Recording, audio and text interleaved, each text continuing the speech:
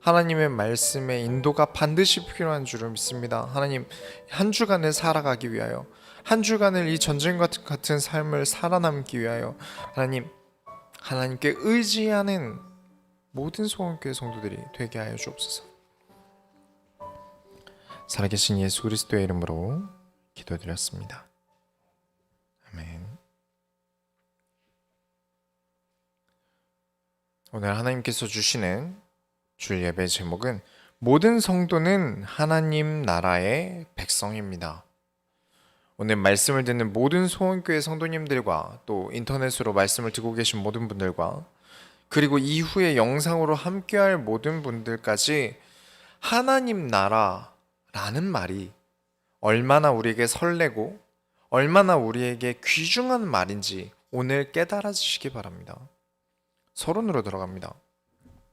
시편 48편을 보겠습니다. 하나님의 나라. 여러분은 어느 나라 살고 계십니까? 대한민국에 살고 계시죠? 그런데 나라치고는 좀 작지 않습니까? 미국의 51개 주 중에 37번째 크기의 주보다 작대요. 우리나라가.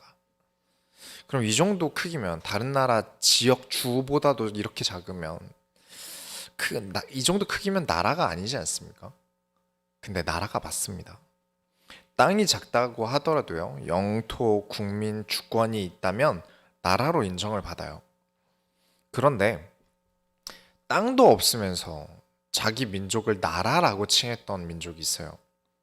그렇게 주장했던 민족이 있습니다. 그 민족이 이스라엘 민족이었어요. 이스라엘 민족이 자신을 나라라고 칭하던 때가 언제냐면 이집트에서 노예로 지내다가 하나님께서 모세를 사용하셔서 노예에서 해방되었을 때입니다. 이미 하나님께서 너희는 나라다라고 설정을 하셨어요. 어떤 나라가 될지 하나님께서 이스라엘 백성에게 많이 가르치셨어요. 왜일까요? 국민만 있지 사실 주권도 없고요. 영토도 없고요. 그런데 하나님께서 왜 이 이스라엘 민족을 나라로 보셨던 걸까요? 이를 통해 천국이 무엇인지, 구원받은 하나님의 자녀가 무엇인지, 교회가 무엇인지를 가르쳐 주신 겁니다. 너희가 주권이 없느냐? 내가 가르쳐 주겠다. 그때 세우는 게 율법이에요. 그리고 예배예요. 그리고 천부장, 백부장을 세우면서 나라의 정치의 기강을 잡습니다. 그 기강의 근본이 무엇입니까? 하나님이 다스리는 나라. 하나님이 주권자 되시는 나라를 세우길 원하셨어요. 나라가 없느냐? 땅이 없느냐? 내가 너희의 나라가 되어주겠다. 너희 땅은 하늘에 있다. 그렇다. 너희는 땅에 속한 자들이 아니라 하늘에 속한 자다. 여러분은 하나님 나라의 백성입니다. 이 땅에 살고 있지만 하나님이 보시기에 여러분은 이 나라 국민이 아니라 하나님 나라의 백성이에요. 우리는 늘 있습니다. 우리의 몸이 이 땅 위에 있고 우리가 느끼는 바는 우리 몸이 느끼는 것들이기 때문에 우리가 하나님 나라의 백성이라는 사실을 나 스스로가 하나님께 마음의 귀를 기울여서 들으려고 하지 않으면 느껴지질 않아요. 알 수가 없습니다. 48장 1절부터 2절에 여호와는 위대하시니 우리 하나님의 성 거룩한 산에서 극진히 찬양받으시리로다. 터가 높고 아름다워 온 세계가 즐거워하며 큰 왕의 성 곧 북방에 있는 시온산이 그러하도다. 하나님 나라가 무슨 힘이 있습니까? 하나님 나라 백성이 된 게 무슨 의미가 있습니까? 나에겐 아무런 혜택이 없는데요. 아닙니다. 하나님이 나의 성이 되십니다. 하나님께서 내가 있는 곳을 거룩한 산으로 만드십니다. 반지하 인생이 아니라 터가 높고 아름다운 존재인데 온 세상이 즐거워할 만큼 우리나라 한강뷰와 비교할 수 없는 시온산이 될 것입니다.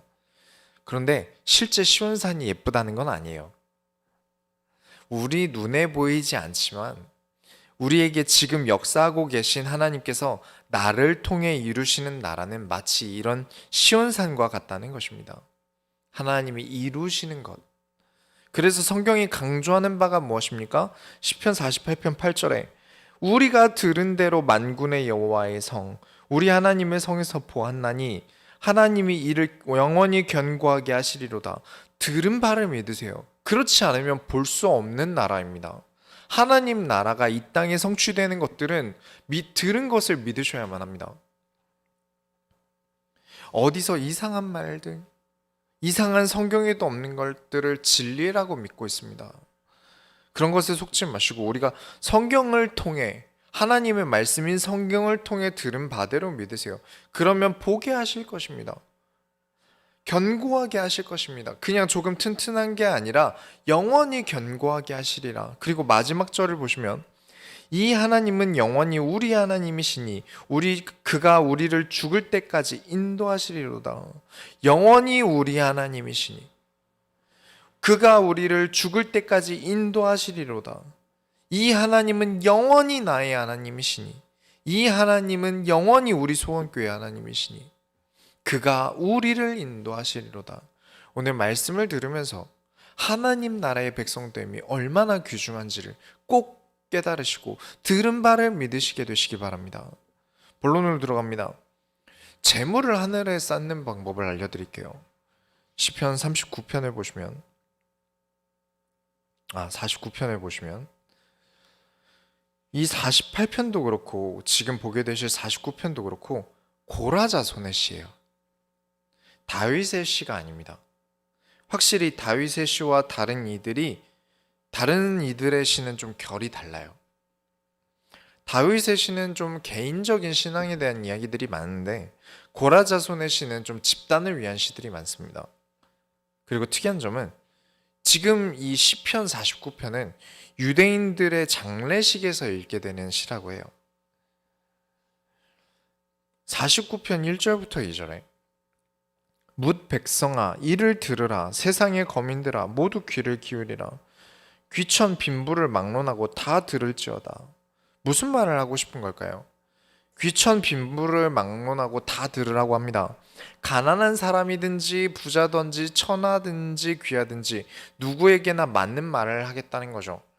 6절부터 7절을 보시면 자기의 재물을 의지하고 부유함을 자랑하는 자는 아무도 자기의 형제를 구원하지 못하며 그를 위한 속전을 하나님께 바치지도 못할 것은 9절 보시면 그들의 생명을 속량하는 값이 너무 엄청나서 영원히 마련하지 못할 것임이니라. 간단합니다. 돈은 있어도 천국은 못 갑니다. 영원히 돈을 모은다 한들 그 돈으로는 천국을 갈 수 없고 그 형제를 천국에 보낼 수도 없습니다. 교회를 나가면 구원을 받나요? 가능성이 높아집니다. 아주 높아지겠지만 교회를 간다는 게 구원의 조건이 될 수는 없어요. 그리스도를 믿음이 구원의 조건이죠. 49장 9절부터 10절을 보면 그가 영원히 살아서 죽음을 보지 않을 것인가? 그러나 그는 지혜 있는 자도 죽고 어리석고 무지한 자도 함께 망하며 그들의 재물은 남에게 남겨두고 떠나는 것을 보게 되리로다. 이 이야기는 예수님도 하셨어요. 재물을, 보물을 땅에 두지 말고 하늘에 두라고 하셨습니다. 전도서에도 있습니다. 아무것도 들고 갈 수 없는데 재물이 무슨 소용이냐? 49장 11절부터 12절에 그러나 그들의 속 생각에 그들의 집은 영원히 있고 그들의 거처는 대대에 이르리라 하여 그들의 토지를 자기 이름으로 부르는도다. 사람은 존귀하나 장구하지 못하며 멸망하는 짐승 같도다. 이 구절들만 보면요, 그래 재물은 필요 없지 라면서 재물을 다 내놓으라는 이단들이 많았어요. 그런 사이비들이 많았어요. 어차피 죽으면 못 가져간다. 다 헌금으로 내놔라. 헌금으로 내놓으면 그 헌금은 어떻게 합니까? 그런 이상한 논리로 사이비들이 있었어요. 이 재물에 대한 내용은요, 성경적으로 참 복잡합니다. 죽을 때 재물을 가져갈 수 없어요. 그런데 천국에 쌓으라는 건 뭘까요? 우리가 낸 헌금들이 천국 가면 쌓여 있다는 뜻일까요? 우리가 하나님 나라에 대해 서론으로 다루지 않았습니까? 하나님께서는 우리를 기록하시는 생명책이 있다고 해요. 성경에 생명책이라는 단어가 자주 나와요. 그 생명책에는 우리의 이름만 써 있는 게 아닙니다. 구원받은 사람의 이름만 써 있는 게 아니라 우리가 살아온 삶을 기록합니다. 그러면 그 책에서 정말 한 푼 없이 가난하게 살다가 천국에 갔다는 의미가 최고의 선이고 최고의 값진 말일까요? 그런 거라면 하나님께서 성경의 영웅들에게 불을 주신 것은 어떻게 설명할 것입니까? 가난하게 살다가 아무것도 없이 살다가 가는 게 올바른 거라면 하나님은 성경의 그 많은 인물들에게 많은 불을 주실 이유가 없어요. 아브라함, 이삭, 야곱, 요셉 등등 많은 성경의 영웅들이 부자가 되었습니다. 진짜 하늘의 재물을 쌓는 방법을 알려드릴게요. 이 땅 위에 여러분의 이름을 남기고 가시면 됩니다. 다 성경 그 생명책에 기록될 거예요. 이 이야기는 우리 올해 주제인 원단 설교에도 다뤘던 거예요. 사람들은 그렇게 배웠어요. 아니, 이름 없이 빛도 없이 가는 게 성경적이지 않습니까, 목사님? 아닙니다. 성경은 정말 이름을 어마어마하게 기록합니다. 빽빽히 이름만 있어요. 정말 이름이 엄청나게 많습니다. 이름만 나오고 많은 사람도 있어요. 이 사람이 뭐 했는지도 안 써 있는 사람도 있어요. 왜 성경을 쓴 사람들은 그때 당시 두루마리 얼마나 귀합니까? 그 두루마리 아깝게 왜 그렇게 이름들을 기록합니까? 후손들은 그 이름이 없어지지 않게 하려고 왜 목숨을 걸고 지켰습니까? 음악의 어머니는 누구죠? 핸델이죠. 남잔데도. 이순신 하면 뭐가 떠오르십니까? 뭐 거북선도 있고 뭐 명랑해전도 있을 거고요. 사람의 이름이 대명사가 된 겁니다. 성경의 인물들을 이악물고 기록한 것은 그 인물들로 인해 하나님께서 우리에게 이루신 역사를 기억하기 위함이다. 하나님께서 나를 이 땅에 보내신 이유가 있고 그 이유를 이루며 세상에 하나님이 남길 메시지에 나를 사용하는 것입니다. 그러니 나의 이름을 세상에 남기는 게 성경적이에요. 김민철을 떠올리는 순간에 하나님께서 김민철을 통하여 세상에 남기신 하나님의 말씀을 기억할 만큼 대명사가 되는 겁니다. 그게 우리 소원교회 성도들 모두 한 명 한 명이 그러시길 축원합니다. 우리는 아무것도 들고 갈 수 없어요. 그러나 나의 생애의 기록은 남게 될 것입니다. 그러니까 여러분 돈 많이 버세요. 괜찮아요. 정말 많이 버세요. 하나님이 주실 수밖에 없을 만큼 세상의 빛이 되세요. 하나님께서 무한대로 지원을 할 수밖에 없을 만큼 하나님의 일을 많이 하세요. 두 번째로 시편 50편을 보겠습니다. 여러분 구원의 감사가 있으시길 바라요. 전능하신 1절부터 2절을 보면 전능하신 이 여호와 하나님께서 말씀하사 해 돋는 데부터 지는 데까지 세상을 부르셨도다. 온전히 아름다운 시온에서 하나님이 빛을 비추셨도다. 항상 모든 기독교인은 반드시 인정해야 되는 게 있습니다. 하나님은 모든 것을 주관하시는 절대 주권자라는 것입니다. 모든 것은 하나님의 것입니다. 이번 주에 상담이 하나 들어와서 받아봤는데 출석할 교회를 찾는데 가짜 목사, 나쁜 목사가 세상에 많으니까 어떻게 구별하냐고 물어보더라고요. 그래서 제가 어떻게 알겠습니까? 여러모로 살펴볼 게 많겠죠. 하지만 한 가지만큼은 확실한 게 있습니다. 이것만큼은 확실한 게 있어요. 설교를 들어보세요. 그리고 빈도수를 보셔야 됩니다. 내가 했다라고 많이 말하는 목사님의 설교는 거르셔야 돼요. 예를 들면 제가 이번 주에 이렇게 말했는데 이 사람이 감동을 받았습니다. 이런 식으로 한 번은 말할 수 있는데 모든 설교 내용에 하나님이 하셨다라는 말이 없이 전부 자기의 공로로 된 것처럼 하나님이 움직이는 것도 나의 공로인 것처럼 말한다면 그분은 걸르셔야 합니다. 왜냐면 아무리 말빨 좋고 성경 구절이 많아도 이건 기본이 안 된 겁니다. 내가 한 거 없습니다. 애초에 목회자를 뭐라고 부릅니까? 주의 종이라고 부릅니다.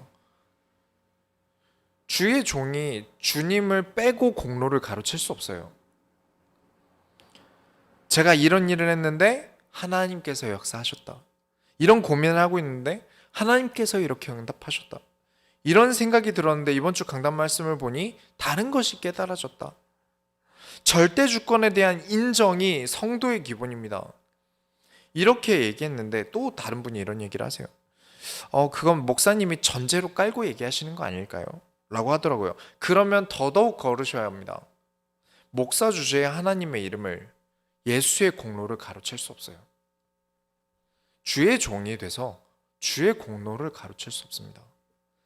그래서 이걸 주의 공로를 전제로 깔 정도라면, 하나님의 이름을 전제로 깔 정도라면 걸러야 되는 게 100번 많습니다.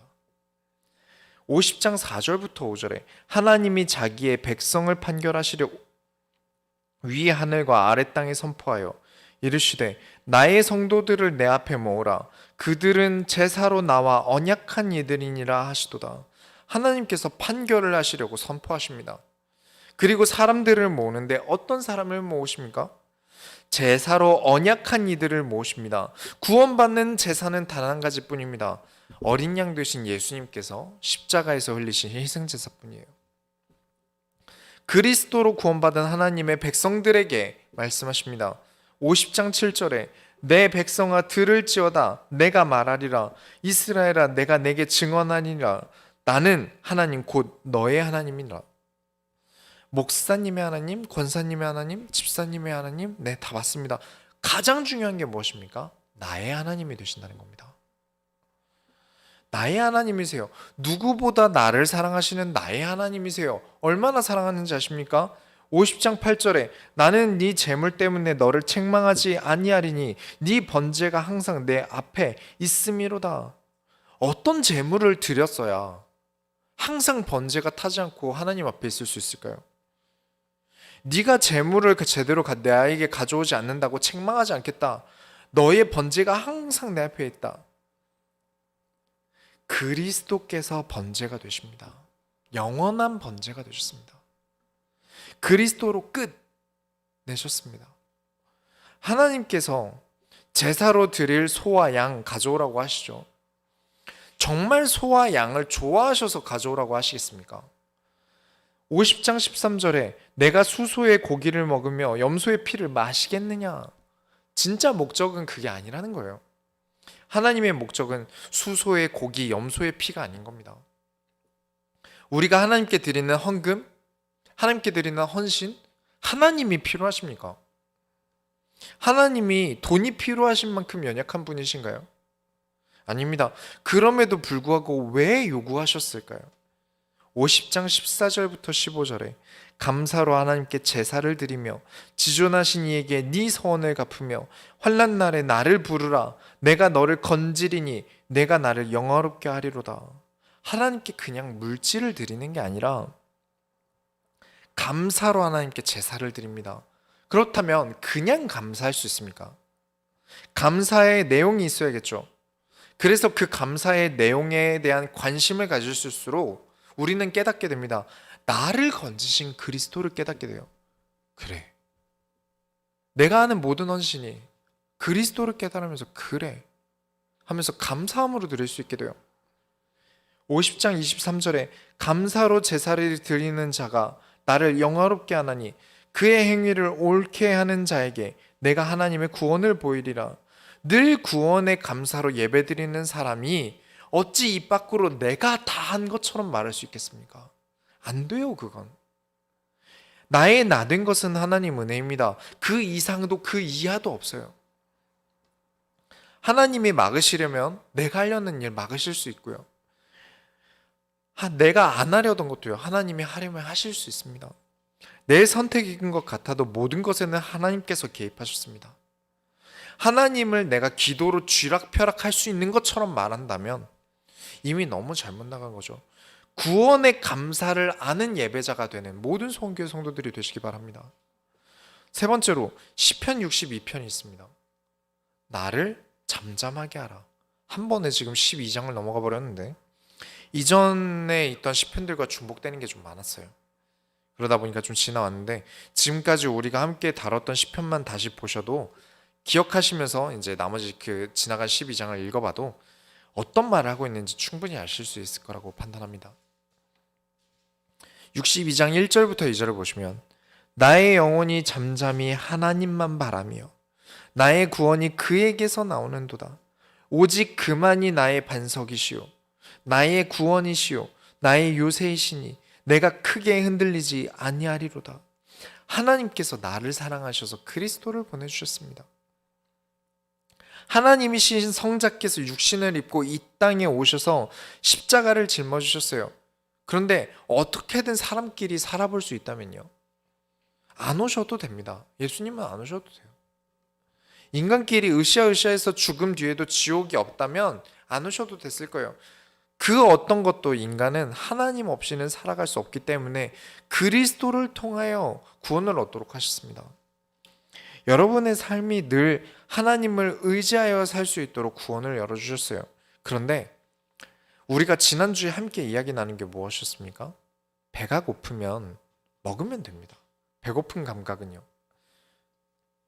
뭔가를 만져보고 느끼고 싶다면 만져보면 돼요.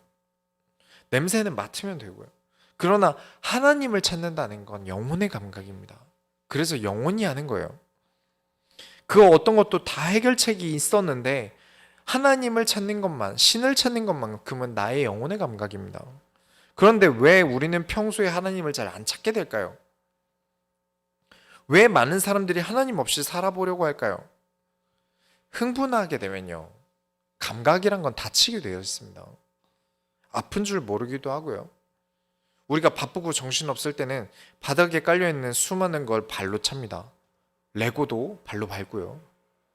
문지방에 새끼발가락도 찢게 돼요. 막 흥분해서 뛰다가 정신없이 다니다가. 그런 우리가 스스로를 하나님 앞에 잠잠히 세우지 않으면, 나를 잠잠하게 워워하지 않으면 우리가 하나님을 찾겠습니까? 그 감각이 무뎌지는 거예요. 62장 5절부터 6절에 나의 영혼아 잠잠히 하나님만 바라라. 무릇 나의 소망이 그로부터 나오는도다. 오직 그만이 나의 반석이시요 나의 구원이시니 나의 요새이시니 내가 흔들리지 아니하리로다. 지난주에 뭐라고 말씀드렸습니까? 시편 42장 5절 말씀드렸죠. 내 영혼아 네가 어찌하여 낙심하며 어찌하여 내 속에서 불안해하는가. 너는 하나님께 소망을 두라. 그가 나타나 도우심으로 말미암아 내가 여전히 찬송하리로다. 흥분하거나 불안하거나 초조하거나 긴장하거나 멘탈이 파스스 무너져서 낙심한 상태가 온다면 감각은 무뎌집니다. 그게 청각이 됐던 방향감각이 됐던 후각이 됐던 분명 내 감정의 상태에 따라서 무뎌져요. 그렇다면 여러분은 하셔야 됩니다. 내 영혼을 잠잠하게 하는 건 너무 맞는 일입니다. 잠잠해라. 민철아 잠잠해라. 하나님만 바라라. 우리의 소망은 하나님께로부터 나온다. 그러니 잠잠해라. 다른 길은 없습니다. 계속 스스로에게 말하셔야 돼요. 다른 사람이 와서 이렇게 위로하려고 잠잠하고 하나님만 바라라고 메시지를 주고 싶어도 사람 찾아오면 어떻게 됩니까? 내가 힘든 얘기를 토로한다고 바빠요. 막 흥분해서. 혹은 잘 되는 일이 있으면 그것도 흥분해서 막 토로하기 바빠요. 그러다 보면 뭘 잊습니까? 하나님을 잊습니다. 성도의 기본을 잊어버려요. 하나님이 하셨다라는 사실을 잊고 내 얘기만 하게 됩니다.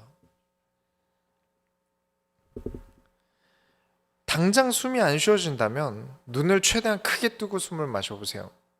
눈 크기에 따라서 내 몸에 공기가 들어가는 게 달라집니다. 그렇게 스스로를 침착하게 다루세요. 그러면서 하나님을 바라보세요. 62장 7절부터 8절에 나의 구원과 영광이 하나님께 있으며 내 힘의 반석과 피난처도 하나님께 있도다. 백성들아 시시로 그를 의지하고 그의 앞에 마음을 토하라. 하나님은 우리의 피난처시로다. 하나님은 여러분의 위로자가 되실 것이고요, 피할 길이 되실 것입니다. 결론을 내리겠습니다. 여러분은 하나님 나라의 지원을 받으셔야 돼요. 하나님 나라의 백성은 되었는데 하나님의 지원을 못 받는 경우들이 많아요. 그냥 살려서 하나님의 지원을 받을 만한 혜택을 못 누려요. 오늘 받는 방법을 알려드리겠습니다. 여러분, 삶은요 참 빡빡해요. 그쵸? 제가 아는 바로는 어린이집 들어가는 것부터 전쟁이라 그래요. 정말 없는 틈을 비집고 들어가는 거라고 하더라고요. 그 다음에는 유치원을 가는데 돈이 많은 분들은 영어 유치원 같은 데 보내시죠. 사는 게 참 벅찬데 그 다음에 초등학교도 사는 동네에 따라서 애들 수준이 많이 달라서 어떻게든 좋은 환경으로 가려고 해요. 그 다음에는 중학교에서 고등학교를 어디로 가느냐를 두고 씨름해야 되고요. 그 다음은 대학입니다. 이 모든 일의 끝판왕인 직장이 남아있죠. 거기서 끝납니까? 결혼도 남아있어요. 조금만 늦으면요, 괜찮은 사람은 다 누가 데려갑니다. 결혼 뒤에는 또 뭐가 남습니까? 출산이 남아요. 당장 낳는 것도 너무 힘든 일이에요. 돈도 그렇고요. 근데 여성의 경우에는 경력이 단절되는 게 치명적이죠. 나가는 돈은 또 만만치 않고요. 또 첫째 낳으면 또 둘째 생각을 안 할 수 없죠. 그 뒤에 노후는 어떡합니까? 이제는 그 누구도 직장 생활하면서는 자기 건물을 가질 수가 없어요. 복권이 되든지 벼락부자가 되든지 하는 수밖에 없어요. 그러면 내가 낳은 자녀가 내 인생의 마지막을 책임져 줍니까? 그러기 힘들어졌어요. 그때 가선 또 어떻게 합니까? 이게 우리가 살고 있는 인생이에요. 근데 여기서 하나 더 얹어드리겠습니다. 하나님 나라에 여러분의 삶을 채우셔야 합니다. 와, 부담스럽죠? 빡빡하지 않습니까? 안 그래도 빡빡하게 살고 있는데 하나님의 일도 열심히 하라니요. 여러분, 이 모든 과정이 힘들기 때문에, 우리 인생이 이만큼 힘들기 때문에 하나님이 여러분을 책임지는 인생을 사셔야 합니다. 하나님께서 아버지가 되시고 나의 하나님, 영원히 우리 하나님이 되심으로 우리의 모든 것을 책임지실 수밖에 없는 인생을 사셔야 돼요. 복음을 위해, 교회를 위해, 하나님 나라를 위해 살아가는 삶을 사는 것은 우리는 이 험한 세상을 헤쳐나갈 힘이 없어요. 그렇기 때문에 하나님이 원하는 삶을 사셔야 합니다. 딱 한 번 듣고 배운다고 다 알면 얼마나 좋겠습니까? 그렇다면 저는 당장 사법고시도 볼 거예요. 한계라는 게 있어요. 나도 모르게 나에게 일어나는 일들이 지금도 수도 없이 많이 일어나요. 그저 내가 모를 뿐이지 내 주변엔 많은 일들이 일어나요. 항상 그래요. 하나님께서 내가 너의 주권자가 되어주겠다. 왜냐? 나는 안 되니까요. 이 빡빡한 삶을 살아가기 나는 너무 버거우니까요. 내가 너의 영토가 되어주겠다. 너는 하나님 나라의 확장이 되어라. 나라의 토지가 커진다는 건 뭡니까? 우리가 하나님의 소원을 이룬다고 도전하고 있는데 하나님 나라의 확장을 하고 있어요. 토지가 커진다는 건 무엇입니까? 전쟁이라는 겁니다. 나라에서 여러 지원금들이 나오지 않습니까?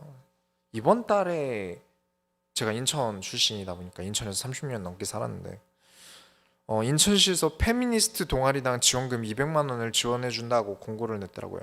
5월까지 모집을 해요. 저라면 차라리 그 돈으로 미혼모 가정을 더 많이 돕고요. 당장 생리대도 못 사는 힘든 가정의 아이들을 더 많이 챙겨주면, 그쵸? 그 돈이면 얼마나 많이 사줄 수 있습니까? 얼마나 좋을까요? 사지 멀쩡하고 대학 잘 다니는 동아리 지원금을 인천시에서 준다는데 이게 제가 아는 인천시는 돈이 많은 지역이 아니에요. 그런데 그런 돈을 쓰네요. 그런데 만약 지금 이 순간에 북한에서 쳐들어왔어요. 그럼 어떻게 되겠습니까? 모든 나가는 돈들이 스탑돼요. 무조건 다 전쟁 비용으로 써야 됩니다. 다른 데 들어갈 돈이 없어요. 당장 전쟁 중인데요. 죽기 아니면 살기의 문제인데요. 소원교회가 세상에 하나님의 나라를 확장한다는 것은 전쟁과 같은 겁니다. 크고 높은 곳에 그리스도의 깃발을 꽂는 고지전을 한다는 거예요. 하나님께서 엄청나게 지원을 해주실 수밖에 없을 만큼 여러분은 하나님 나라의 확장에 일을 하셔야 합니다. 하나님께서 뭐라 하셨습니까? 다 주겠다. 좀 못하는 거, 실수한 거, 내가 신경 쓰지 못한 것들 하나님께서 넘어가 주실 수밖에 없을 만큼, 책임져 주실 수밖에 없을 만큼 하나님 나라에 큰 일을 하세요. 처음 개척했을 때, 우리 소원교회가 시작했을 때 말씀드린 겁니다. 우리가 아니면 누가 합니까? 교회는 많습니다. 정말 많아요. 그러나 많은 사람들이 하루하루 급급하게 살아갑니다. 그러나 우리는 하나님의 일을 해야겠습니다. 하나님은 나여야만 하는 이유가 있어서 나를 부르셨는데 사람들은 그저 내 바라는 것을 위해 하나님을 믿습니다. 지금 나의 빡빡한 삶을 도와달라면서, 이것들 내가 힘들지 않게 해달라면서 하나님께 나의 소원만 빌고 있었어요. 혹은 아닌 척하면서 하나님의 이름을 두고 장사를 하는 사람들도 있습니다. 여러 가지 있죠. 횡령, 자녀, 세습 등등 많은 일들이 큰 교회 내에 일어나고 작은 교회 내에서 일어나지만 그런데 아무도 나서서 말할 수 없어요. 왜인지는 저도 이 자리에서 말할 수 없습니다. 그러나 점점 교회는 올바른 교회 형태를 잃어갑니다. 다시금 교회를 세상의 빛으로 일으켜야겠습니다. 하나님의 말씀은 성경의 권위를 다시 세워야 합니다. 누가 하겠습니까? 우리가 해야 됩니다. 하나님께서 아끼지 않고 모든 전쟁 지원을 나에게 부어줄 수밖에 없는 인생을 사세요. 저희 교재에 이제 사탄에 대한 설명과 또 천사에 대한 이야기 이런 것들을 다루고 있는 교재들이 있죠. 기본적인 거니까요. 교회를 다니면서 사탄이 어떤 건지 천사가 어떤 건지 기본적인 것도 모르면 되겠습니까? 그래서 기본적인 교재로 넣어놨는데, 여러분 신약에 보면 한 사람에 가장 많이 들어있던 귀신의 숫자가 군대 귀신이라고 돼 있어요. 군대 귀신이 그때 당시에 그 군대라고 하면 한 개의 여단이 2,000명 정도입니다. 그러니까 한 사람에게 군대 귀신이 들렸다라고 하면 2,000마리의 귀신이 들어가 있다라고 생각하시면 돼요. 어마어마하죠. 끔찍하지 않습니까? 이게 공포 영화에 귀신 한 명 나와도 이렇게 무서운데 2,000명의 귀신이면 거의 뭐 좀비 영화를 봐도 그 정도 나올 것 같아요. 그런데 재밌는 게 다윗이 한번 사고를 크게 친 적이 있어요. 그래서 하나님께서 천사 한 명을 보내셨는데 이 천사 한 명이 사람 7만 명을 죽입니다. 한 명이 7만 명을 죽여요. 어마어마하죠. 천사 한 명이 7만을 죽일 힘이 있어요. 어마어마한 능력치를 보유하고 있습니다. 그 정도가 아니라 히스기야 때 전쟁이 일어났을 때 천사 한 명 보내셔서 18만 5천의 군대를 죽이셨어요. 어마어마하죠. 근데 재밌는 사실은요, 여러분이 꼭 하나님 나라의 일을 해야 되는 이유를 설명드릴게요. 구약에 엘리사라는 선지자가 있습니다. 아람이라는 나라의 왕이 이 엘리사를 죽이겠다고 군사들을 어마어마하게 이끌고 엘리사 집 앞까지 쳐들어왔어요. 그걸 보고는 엘리사의 비서쯤 되는 사람이, 청년 하나가 그 상황을 보고 엘리사에게 가서 어떻게 합니까? 우리 다 죽게 생겼습니다. 밖에 나가보니까 군사들이 우르르 쳐들어왔어요. 그래서 덜덜 떱니다. 그걸 보고 엘리사가 기도해 줍니다. 하나님, 이 종의 눈을 열어 주옵소서. 그때 그 종이 무엇을 보았냐면 천사들이 불말과 불병거를 타고 있는 모습이 산을 가득 둘렀다고 합니다. 군대 귀신이라고 해봐야 2,000명이면 운동장 하나도 못 채웁니다. 산을 가득 메울 정도의 천사를 엘리사에게 보내주셨어요. 하나님의 일을 하는 선지자에게 전폭적인 지지를 하셨다는 겁니다. 저는 우리 소원교회 모든 성도들이 그렇게 되길 바랍니다. 삶이라는 전쟁 때문에 하나님 나라의 일을 놓친다면 더 큰일 납니다. 여러분이 살아가고 계신 삶은 개인의 일이 아니라 여러분의 삶은 나라의 문제예요. 한국만 무너져도 우리가 끔찍한 일을 겪을 텐데 하나님 나라가 나 개인에게 있어서 무너진다면 나의 인생은 어떻게 되겠습니까? 꼭 알고 계셔야 합니다. 여러분을 지키시는 이는 하나님이십니다. 한 산을 가득 메울 만큼 전폭적인 지지를 할 만큼 여러분은 하나님 나라의 일을 하십시오. 하나님 나라의 소속으로서 살아가야만 합니다. 눈에 띌 만큼 하나님 국가의 국가 산업을 이뤄가셔야 돼요. 국가 지원금을 빵빵하게 채울 수밖에 없을 만큼요. 그렇게 돼야만 하나님이 나의 강한 산성으로 반석과 같은 터가 되어 지켜주십니다. 한 주간 하나님의 국가 산업에 동참하는, 살아가는 모든 소원교회 성도들이 다 되시길 바랍니다. 우리가 하나님의 소원을 이뤄드립시다. 하나님 감사합니다. 하나님의 말씀대로 우리가 믿습니다. 하나님이 성경에 말씀하신 대로 우리가 하나님 나라의 일을 하길 원합니다. 우리의 모든 일에 함께 하시며 하나님이 책임지시는 인생을 우리가 살게 하여 주옵소서. 살아계신 예수 그리스도의 이름으로 기도드렸습니다. 아멘. 찬송가 325장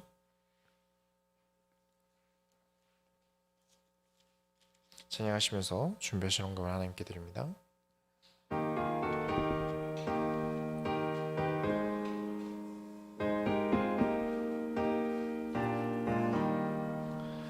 예수가 함께 계시니 시험이 오나 겁없네. 기쁨의 근원 되시는 예수를 위해 삽시다. 날마다 주를 섬기며 언제나 주를 기리고 그 사랑 안에 살면서 딴 길로 가지 맙시다. 이 세상 사는 동안에 주 이름 전파하면서